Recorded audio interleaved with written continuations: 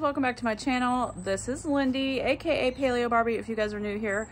This video is going to be a recipe video. I was trying to come up with something different to eat for either breakfast or dinner here, while I'm doing carnivore. I am doing more relaxed carnivore right now. So I'm having dairy, I'm having condiments, yada yada. So if you're not doing dairy, this recipe is not for you. But if you're doing dairy or you're keto, this is going to be a good recipe for you. This is a version of my Tex-Mex casserole that's in my e-cookbook.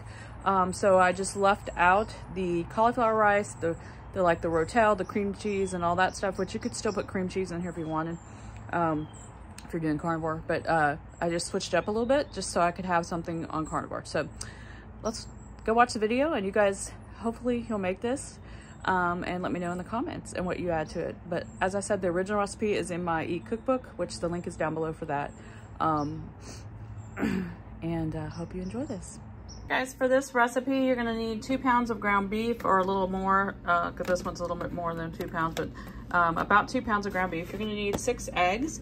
You need a cup or so of cheddar cheese, or whatever type of shredded cheese you want. Can be, of course, shredding it yourself is always better, but I'm being lazy today.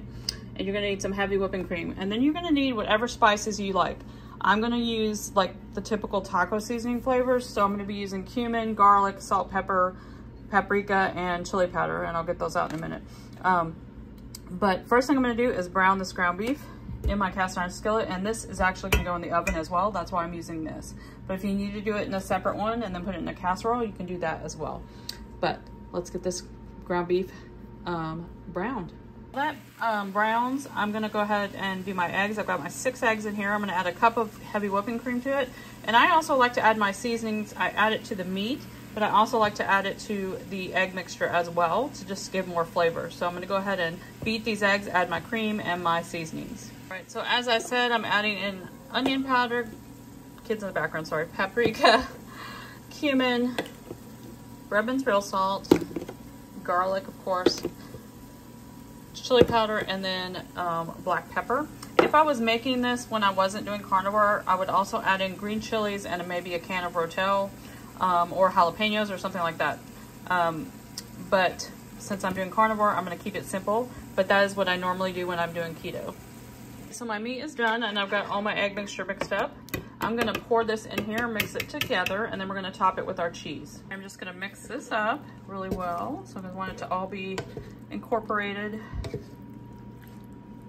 Also, I have my oven heating at 350 degrees, and we'll cook this for about 20 to 30 minutes, depending on your oven.